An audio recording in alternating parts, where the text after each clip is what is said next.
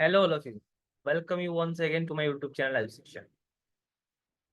जैसे मैंने प्रॉमिस किया था आप लोगों को कि काउंसलिंग तक का गाइडेंस मैं आपको सबको प्रोवाइड करूंगा। I am keeping my promise. So इस वीडियो सिर्फ उस पर्पस के लिए है। एंड एक बात, ये जो वीडियो हम बना रहे हैं, ये वीडियो सिर्फ इन लोगों के लिए नहीं है जिनका रैंक बहुत अच्छा आया है।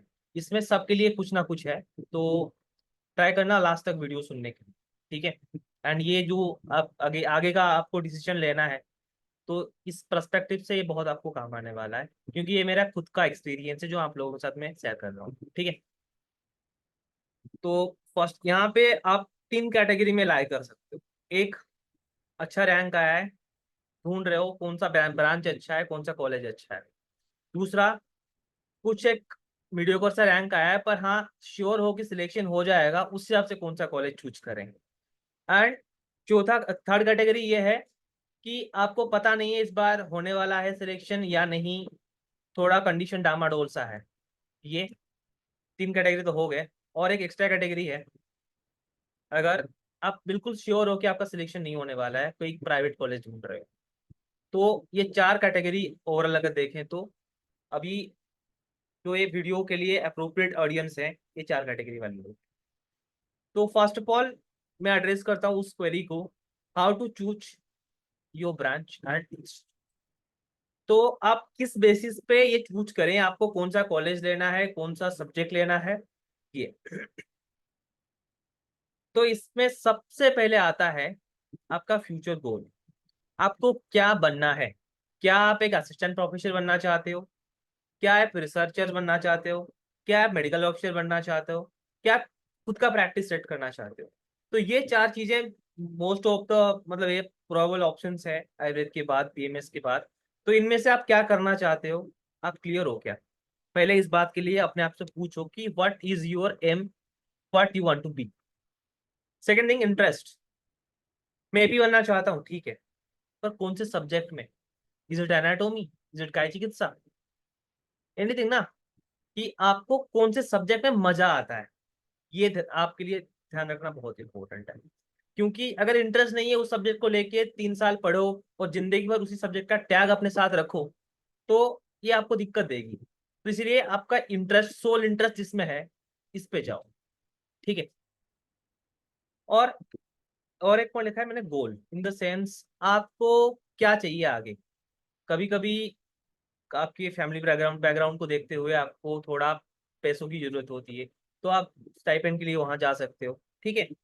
कि आपको घर के पास की सीट चाहिए, ऐसे हर इंसान का आगे को सोचने का जो पर्सपेक्टिव है, ये अलग अलग हो सकते हैं, जरूरी नहीं है सब सेम चीज सोचे, ठीक।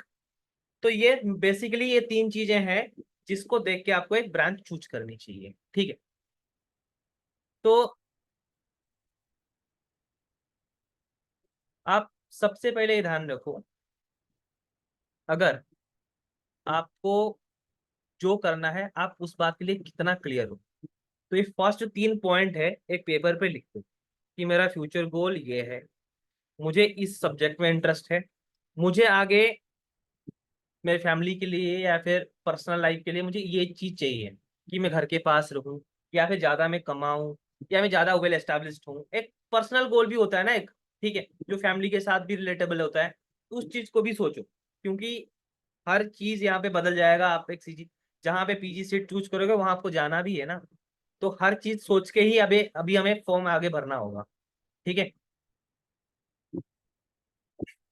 तो एक और इम्पोर्टेंट बात है, आपके पास अगर आपका रैंक करीब 150 अराउंड है, तो आपको नेशनल्स में क्लिनिकल मिलने का एक अच्छा चांस है। अगर आप जनरल मतलब ये, आप अगर ओबीसी या फिर ईडब्ल्यूएस कैटेगरी के अंडर आते हो, ईडब्ल्यूएस में 150 और ओबीसी में मान सकते हो 170-80 तक आपको नेशनल कॉलेजेस, नहीं तो सीबीपैक सीबिया, ये 5 अच्छे कॉलेजेस होते हैं। तो वहां पे आपको कोई ना कोई क्लिनिकल सीट अलॉट होने के चांसेस है। अगर आप जनरल से बिलोंग करते हो, आप मान लो अगर आप अंडर 100 हो तो आपको एक क्लिनिकल सीट मिलेगा, नहीं तो बड़ा मुश्किल होता है, ठीक है। तो ये माइंड में क्लैरिटी होनी चाहिए। तो ऐसा है, कभी कभी आपको आपके में अगर रैंक अच्छा है तो आप क्लियर कट क्लिनिकल चूज ही कर लोगे, जिनको इंटरेस्ट है, जो जो सब्जेक्ट आपको चाहिए आप चूज ही कर लोगे, आपके लिए बड़ी बात नहीं है। कंफ्यूजन कहाँ आता है, वहां आता है अगर आपका रैंक थोड़ा सा इस पार है, मतलब 150 से बाहर है, उस समय आपको मिल रहा होगा आपका स्टेट का क्लिनिकल और नेशनल का नॉन क्लिनिकल। इन दोनों के बीच आपको चूज करना पड़ेगा कि कौन सा सब्जेक्ट उठाएं और कौन सा कॉलेज लें। ठीक है, तो ये जो प्रॉब्लम है इसको सॉल्व करने के लिए मैं आपको एक बात बताता हूँ। नेशनल का क्लिनिकल नॉन क्लिनिकल में क्या फायदा मिलेगा और स्टेट का क्लिनिकल में क्या फायदा मिलेगा, ये दोनों पॉइंट्स आप देखो, फिर अपने हिसाब से आप एक अपना ओपिनियन या फिर पॉइंट ऑफ व्यू बना सकते हो। जैसे कि अगर आप नेशनल नॉन क्लिनिकल चूज करते हो, भले नॉन क्लिनिकल हो पर है नेशनल इंस्टीट्यूट, आपके रैंक उसमें क्या होगा कि कनेक्शंस बनेंगे। और पीएचडी में अगर आपको आगे एपी लगना है, मैंने पहले बता रखा हूँ कि आगे क्या करना है, अगर आपको ऐसा है कि आपको आगे असिस्टेंट प्रोफेसर जॉब ही चाहिए, तो definitely go for national non clinical. क्योंकि पीएचडी हमेशा जो बच्चे उसी कॉलेज के होते हैं उनको ज्यादा प्रेफरेंस मिलता है। ठीक है, ये मैं अपना व्यू नहीं रख रहा हूँ, ये मैंने बहुत साल से देखा है और सीनियर लोगों से सुना है। ठीक है, तो इस साल भी मैंने ऐसे केसेस देखे हैं कि आप अगर उसी कॉलेज से बिलोंग करते हो तो आपको वो कॉलेज वाले रख ही लेंगे, एंड नॉर्मल भी बात है। ठीक है, और इन कंट्रारी स्टेट क्लिनिकल में आपको क्या मिलने वाला है, स्टेट क्लिनिकल में एलोपैथिक प्रैक्टिस होती है, कुछ स्टेट्स में अलाउड है, जैसे कि महाराष्ट्र है, यूपी है, वहां पे एलोपैथिक प्रैक्टिस का खुली छूट है। तो जिनको ऐसे कुछ लाइन में अगर आपको आगे बढ़ना है, क्योंकि हर इंसान का प्रैक्टिस के लिए भी पर्सपेक्टिव अलग है, तो और क्लिनिकल एक्सपोजर अगर आपको चाहिए कि आपको क्लिनिकल ही चाहिए, आप नॉन क्लिनिकल में सस्टेन नहीं कर सकते हो, क्योंकि नॉन क्लिनिकल में ये है कि आप बैठो, पेपर लिखो, पढ़ो पढ़ाओ, ये वाली काम है। पेशेंट एक्सपोजर कुछ एक ओपीडी आपको मिलती है कुछ, जैसे कि हमारे तिबिया में कैसा है कि जो फिजियो वाले बच्चे हैं या फिर जो डीजी वाले स्टूडेंट्स हैं उनको ओपीडी मिली हुई है, पर जितना भी ओपीडी मिल जाए, क्या है, क्लिनिकल सब्जेक्ट के बराबर हो जाएगा, नहीं होने वाला है। ठीक है, तो नॉन क्लिनिकल आप माइंड में ये रखो कि आपको ओपीडी करना ही नहीं है, अगर आप करोगे तो ठीक है, अगर क्लिनिकल सीखने का मन है तो गो फॉर स्टेट क्लिनिकल। क्योंकि क्लिनिकल में रह के क्लिनिकल की पढ़ाई की जाती है। आप ये मत सोचो कि नॉन में संहिता ले लूंगा, संहिता लेके भी प्रैक्टिस किया जा सकता है, मैं मना नहीं करता, पर 3 साल अगर कोई बंदा सारे डिजीज पढ़ रहा है, तो मैं अभी काय चिकित्सा कर रहा हूँ, अभी मैं 3 साल मेडिसिन पढ़ूंगा, और कोई इंसान ऐसा रहेगा वो खुद ब खुद अपने इंटरेस्ट से पढ़ेगा, तो दोनों में थोड़ा बहुत अंतर तो आएगा। क्योंकि मेरी पेशेंट की भीड़ जो होगा 150 का 200 का ओपीडी होगा, तो ये जो आपको एक फील देगा बीइंग ए डॉक्टर, और साथ साथ एक क्या होता है ना, अगर आप क्लिनिकल पर्सन हो तो आपको क्लिनिकल ओरिएंटेड जाना ही चाहिए। पर हाँ, अगर आपका पढ़ाने में मन लगता है और आपको आगे खुद को आप देखते हो कि मैं एक एपी बन जाऊं कैसे भी करके, एपी बनने के बाद आपका लाइफ थोड़ा सॉर्टेड सा हो जाता है, कम काम करना मिलता है, नॉन क्लिनिकल अगर लोगे तो ओपीडी भी नहीं है, आपकी जिंदगी में बस शांति मिलेगी, बढ़िया पैसे भी मिलेंगे, तो ये केस में नॉन क्लिनिकल अच्छा है। तो दोनों मैंने आपको साइड दिखा दी, क्लिनिकल वर्सेस नॉन क्लिनिकल, यहाँ वर्सेस नहीं है, दोनों अपने जगह पे बेस्ट है। क्योंकि यहाँ पे आपको देखना है कि आपको क्या चाहिए। मेरे को क्लिनिकल पसंद था, मैंने क्लिनिकल लिया, आपको नॉन क्लिनिकल पसंद है, आप ले सकते हो। क्योंकि मैंने बहुत स्टूडेंट्स को देखा है, रैंक उनको ऐसा भी 110 रैंक है, उनको अच्छा क्लिनिकल मिल सकता था, पर वो बच्चे नॉन क्लिनिकल उठाए हैं। क्योंकि फिजियो और एनाटोमी, स्वस्थ अगत तंत्र, ये 4 सब्जेक्ट ऐसे हैं जिनमें वैकेंसीज बहुत है। काय चिकित्सा में सैचुरेशन है, क्लिनिकल्स में सैचुरेशन है ना, तो सैचुरेशन जहाँ पे आपको आगे एपी लगने में दिक्कत होगी, पर अगर आप फिजियो करके जाते हो तुरंत आपको जॉब मिल जाएगा। तो नॉन क्लिनिकल ये एक फायदा है कि आपको प्राइवेट कोई ना कोई प्राइवेट कॉलेज तो एटलीस्ट रख ही लेगा, क्योंकि वैकेंसी ज्यादा होती है नॉन क्लिनिकल में। ठीक है, तो ये पॉइंट ऑफ व्यू अपना देखा कि आपको क्या चाहिए, उस हिसाब से डिसाइड करना। ठीक है, next, which branch is better for future opportunity. देखो ये भी थोड़ा सा सब्जेक्टिव है, आपका क्या ओपिनियन है वो अलग हो सकता है मेरे से, पर मैंने जितना देखा है और जितने लोगों से बात किया है, मैं जितना समझता हूँ आयुर्वेद को, अभी का जो प्रेजेंट सिनारियो है, अभी काय चिकित्सा में है सैचुरेशन। आप मुझे पूछोगे आपने क्यों काय चिकित्सा लिया, पर मैंने इसलिए लिया कि मेरा प्रैक्टिस में इंटरेस्ट था ना, मैं वो काम कर रहा था अपना 3rd ईयर से, तो मेरे को लगा था कि मैं काय चिकित्सा के बिना कोई सब्जेक्ट के साथ रह ही नहीं सकता। सो मुझे किसी भी हालत में ये चाहिए था, तो मैंने अपना इंटरेस्ट के हिसाब से सब्जेक्ट चूज किया है। ठीक है, पर अगर मैं जेन्युइनली बात करूं कि वहां पे ज्यादा अपॉर्चुनिटी है, एक तो है पंचकर्मा, क्योंकि पंचकर्म में अभी थोड़ा इंटरेस्ट लोगों का ज्यादा आ रहा है। और एलोपैथिक में उसके पैरेलल साइंस कुछ नहीं है, ठीक है। तो इस चीज को नजर में रखते हुए मैं बोलता हूँ कि पंचकर्म में एक अपॉर्चुनिटी अच्छा है। आगे जाके बाहर अलग अलग कंट्रीज में भी आपका अपॉर्चुनिटी बनेगा, मार्क माई वर्ड्स। और एक सब्जेक्ट है शल्य। शल्य में फिर भी बहुत स्कोप है, क्योंकि वहां पे चार सूत्र वगैरह का अभी अच्छा है, और जैसे कि फिस्टुला वगैरह की कोई एलोपैथिक सर्जरी अच्छा नहीं है। तो यहाँ पे अपॉर्चुनिटी हम लोगों का अच्छा है, अगर सर्जरी आप लेना चाहो तो एजिया। और क्लिनिकल्स में अगर बोलूंगा जॉब के बारे में, ईएनटी में वैकेंसी ज़्यादा मिल सकती है। अगर आप जॉब ओरिएंटेड हो तो आप ईएनटी जा सकते हो, पर क्लिनिकली ज़्यादा स्कोप सच में ईएनटी में नहीं है, क्योंकि हमें सर्जरी करने की परमिशन नहीं दी गई है। तो वहाँ पे थोड़ा लैकुना है। और अगर आप आपके स्टेट में एलोपैथिक प्रैक्टिस की परमिशन है, क्योंकि गायनी अगर आपको लेना है तो मैक्सिमम जगह पे आपको थोड़ा एलोपैथिक साइंस का हेल्प लेना पड़ेगा, ठीक है। डिलीवरी कर रहे हो तो प्योर आयुर्वेदिक चीज़ों से डिलीवरी नहीं हो सकती है प्रेजेंट सिनारियो में। तो अगर आपके स्टेट में अलाउड है एलोपैथिक प्रैक्टिस, देन आप गायनी और पीडियाट्रिक्स ले लो। अगर आपको प्योर आयुर्वेदा करना है तो go for panchakarma, go for even काय चिकित्सा, ठीक है, क्योंकि प्योर आयुर्वेदा प्रैक्टिस ये दोनों में पॉसिबल है। अगर मिक्सोपैथी का थोड़ा बहुत आपके हिसाब से स्कोप है, क्योंकि पीडियाट्रिक्स में भी आप देख सकते हो दो चार पर्टिकुलर डिसीज छोड़ के बाकी डिसीज में हमें थोड़ा बहुत बच्चों में एंटीबायोटिक्स वगैरह देने की जरूरत पड़ जाती है।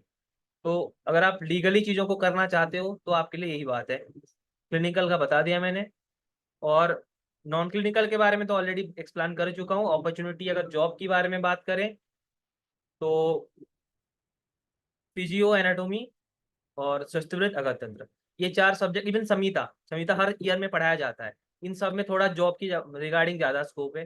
पीजी और रसशास्त्र में बहुत लोग पीजी कर चुके हैं। पर यह है, अगर आपको फार्मेसीज में जाना है, अगर खुद का फार्मेसी एस्टेब्लिश करना है, खुद की दवाई खुद बनानी है, तो अगर आपका सोल इंटरेस्ट इसी में है तो you can go for this. Rasashastra and Dravyaguna, they are दो फैसिनेटिंग सब्जेक्ट्स। और निदान की बात करूं, निदान एक बढ़िया सब्जेक्ट है। क्लिनिकली आपको बढ़िया डायग्नोसिस मत करना, मतलब मैंने जितना देखा है निदान के टीचर्स को, उनकी डायग्नोसिस बहुत सही होती है, क्योंकि उनकी पढ़ाई उस तरीके से ही होती है। पर यह है कि कुछ चीज़ों का परमिशंस, अगर मान लो अल्ट्रासोनोग्राफी का परमिशंस आगे मिल जाता है, ये मतलब इनको वालों जो अ, निदान वालों को कि पैथोलैब सेट करने का परमिशन मिल जाता है, तो उनके लिए वो चीज़ अच्छा रहेगा। पर अब तक वो चीज़ अप्रूव नहीं हुई है। बहुत बार बातें हमने सुनी है कि पैथोलैब खुल सकते हैं अपना, पर वो उसका परमिशन सच में नहीं मिला है, क्योंकि मैंने किसको करते हुए अब तक नहीं देखा है। तो मैं उसके रिगार्डिंग में ज़्यादा कमेंट नहीं कर रहा हूँ, ठीक है। तो आई थिंक सब्जेक्ट के बारे में थोड़ा आपको क्लैरिटी आ गई होगी। और इसके ऊपर एक बात और, अगर आपका इंटरेस्ट बोलता है कि मेरे को इस सब्जेक्ट लेना है, गो फॉर दिस। अपनी दिल की सुनो, क्योंकि आप उसी सब्जेक्ट के साथ जिंदगी भर रहने वाले हो। अगर आप में दम है, आप कोई भी सब्जेक्ट लेके उसमें अच्छा कर सकते हो। ऐसा कोई नहीं है कि मान लीजिए मैंने काय चिकित्सा ले लिया कि मैं आगे कुछ नहीं कर पाऊंगा, ऐसा नहीं है। अगर मेरे में कैपेबिलिटी है तो मैं कर लूंगा। तो वैसे ही आप सोच सकते हो, अगर आपकी एक सोल इंटरेस्ट है इस पे, तो you can go for this, okay. Next, should you prepare again और get admission in any private college? हाँ, इससे पहले ये बात हम क्लियर कर देते हैं। Up to what rank there is a chance to get a seat in all India counselling? देखो, अगर आप ऑल इंडिया काउंसलिंग की बात करते हो तो मेरे को जितना पता है कि 1000 जब मैक्सिमम, अगर आप ईडब्ल्यूएस ओबीसी हो तो 1200 से 1250 रैंक तक आपको ऑल इंडिया काउंसलिंग से सीट्स अलर्ट हो सकते हैं। नहीं तो उसके पार नहीं जाने वाला है। अगर आप एस सी हो तो आप थोड़ा और सोच सकते हो, 1500 से लेके 1700-1800 तक। अगर आपका जनरल रैंक मतलब ऑल इंडिया रैंक है, तो आपको ऑल इंडिया काउंसलिंग में कुछ ना कुछ एक सीट अलर्ट हो सकती है, ठीक है। उसके ऊपर अगर मान लो किसी का 2000 समथिंग रैंक है, वो ऑल इंडिया काउंसलिंग में अप्लाई करना उतना लॉजिकल नहीं है, ठीक है। पर हाँ, आप जरूर अपने स्टेट काउंसलिंग में ट्राई करो, क्योंकि हमें ये नहीं पता होता है कि आपके स्टेट से कितने बच्चे सिलेक्टेड है इस बार। तो मान लो आपका नेशनल में रैंक ज्यादा है, पर स्टेट्स में आपके स्टेट में ज्यादा बच्चे क्वालिफाई नहीं किए हैं, तो आपका एक चांस बन सकता है, ठीक है। तो स्टेट काउंसलिंग में जरूर पार्टिसिपेट करना। और नेशनल काउंसलिंग में अगर आपका रैंक 2000 से ऊपर है, डोंट अप्लाई फॉर दिस, क्योंकि 12,000 बस देना ही होता है और कुछ नहीं। पैसे वो वापस आ जाते हैं। पर अगर आप चाहो तो करो, नहीं तो ना करो। मैं ऐसे कुछ नहीं बोल सकता इस पे, कि आपकी मर्जी जो है, ठीक है। अच्छा, शुड वी प्रिपेयर अगेन और get admission in private college? भाई अभी आज से हिसाब करूँ तो 8 महीने बचे हैं। अप्रैल में एग्जाम होने वाला है, सुनाई जा रहा है। तो 8 महीना पढ़ोगे तो एक गवर्नमेंट स्टाइपेंडरी सीट लोगे। अगर किस्मत अच्छा रहा तो क्लिनिकल मिलेगा और नेशनल से मिलेगा, अगर तैयारी अच्छी कर पाओगे तो इस लॉजिक से मैं बता रहा हूँ प्राइवेट पीजी होता है आप कुछ अपने लिए स्टेबिलिटी लाओ, वो in the form of economic हो। अगर आप कैरियर में कुछ अच्छा करना चाहते हो तो अच्छा कॉलेज ज्वाइन करो एक, और दूसरा अच्छा स्टाइपेंड भी ले लो, क्योंकि आगे जाके अगर आपको सेटअप बनानी है अपना तो स्टाइपेंड आपका काम आने वाला है। ठीक है, क्योंकि आपकी फैमिली के भी मतलब फैमिली में प्रायोरिटीज होते हैं। ठीक है, हर किसी का अलग होता है। पर यह है कि गवर्नमेंट में वो चीजें मिल सकती है। एक बार प्राइवेट ज्वाइन करें, आप सोचो अभी आप प्राइवेट कॉलेज एडमिशन ले लो, आपका ही दोस्त जिसका इस बार नहीं हुआ है वो क्या करे, जाके प्रिपेयर करे अच्छे से और next year government clinical seat national institute में उठा दे, तो आपको थोड़ा बहुत जलन भी महसूस होगा, है ना सच है। तो इसीलिए मैं बता रहा हूँ कि अगर 8 महीना हाथ में है, आप में दम है, आप कर सकते हो। एक बार ट्राई करके तो देखो कि क्या पता जिंदगी बदल जाए। क्योंकि पैसे दे के पीजी करना मेरे को सच में लॉजिकल नहीं लगता है, क्योंकि 25 साल तक हमने पढ़ाई की है घर वालों के पैसों से, और फिर से घर से पैसे लेके पीजी करना मेरे पॉइंट ऑफ व्यू से नहीं लगता कि सही है।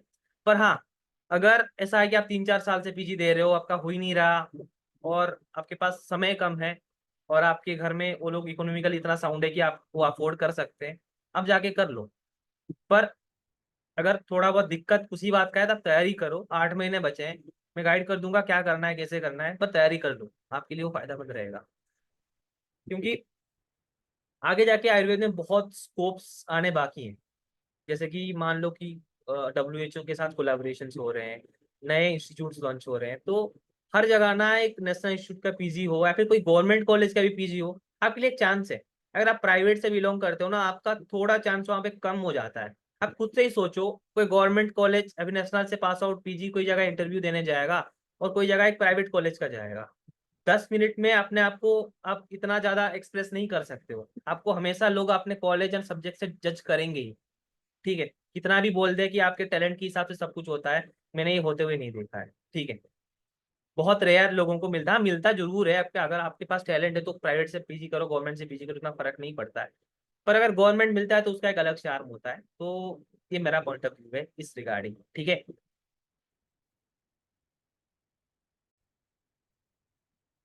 तो और अगर आपको तैयारी के रिलेटेड कोई भी हेल्प चाहिए कि कैसे फॉर्म भरे, कौन सा कॉलेज डाले, आपका पर्सनल रैंक मेरे को टेक्स्ट करो। हमारा टेलीग्राम का लिंक और व्हाट्सअप नंबर वगैरह का लिंक आपको हमारे यूट्यूब चैनल में मिल जाएगा। वहाँ से आप अपना रैंक, अपना स्टेट, अपना कैटेगरी, ये 3 बता दोगे तो मैं आपके लिए पर्सनली सजेस्ट कर दूंगा कि आपको ये कॉलेजेस लेना बेटर रहेगा, यहाँ पे फॉर्म आप डाल सकते हो, आपके लिए सब्जेक्ट अच्छा रहेगा। आपका क्या प्रेफरेंस है साथ में आप टाइप करके मेरे को भेज दो, लिखिए कि सर मेरे को घर के पास की चाहिए, सर मेरे को ज़्यादा स्टाइपेंड चाहिए, सर मेरे को अच्छा कॉलेज चाहिए, क्योंकि एक साथ हर चीज़ सबको नहीं मिल सकता। कभी कभी ऐसा होता है कि आपको स्टाइपेंड और कॉलेज में से कुछ चूज करना होता है, कभी कभी सब्जेक्ट या स्टाइपेंड चूज करना होता है। ठीक है, कभी कभी सब्जेक्ट या कॉलेज चूज करना होता है। आपके लिए क्या मैटर करता है वो लिख के आप मेरे को भेज दोगे तो मैं आपके लिए पर्सनली बता पाऊंगा कि आप यहाँ का इस सीट के लिए फॉर्म पहले रखो, क्योंकि मुझे ये भी पता है कौन सा कॉलेज का कौन सा सीट बेहतर है। मान लो काय चिकित्सा आपको लेना है, कहाँ की काय चिकित्सा ज्यादा बेटर रहेगा, कहाँ की पंचकर्मा ज्यादा बेटर रहेगा, ये भी तो बात है। तो आप ये इस बात के लिए मेरे को टेक्स्ट कर सकते हो। व्हाट्सअप नंबर आपके पास तो शायद से पता होगा, और जिनको नहीं पता होगा आप देख सकते हो, हमारे चैनल में चीजें हैं। और अगर आपको तैयारी के रिगार्डिंग कोई हेल्प चाहिए, हमारा टेलीग्राम चैनल है, आप वहाँ पे ज्वाइन करिए, वहाँ पे हम चीज़ें डालते रहते हैं। तो अगर पर्सनली आपको कुछ चाहिए होगा वहाँ पे आपको मिल जाएगा, और क्विज भी होते रहते हैं, टेस्ट फ्री टेस्ट वगैरह भी हम कंडक्ट कराते रहते हैं। तो वहाँ से हमारे जो टेलीग्राम चैनल है वहाँ से आपको ये सारी चीज़ें मिल जाएगी। तो एक बार जाके आप वहाँ से देख सकते हैं। ठीक है, चलो, wish you all the best and bye.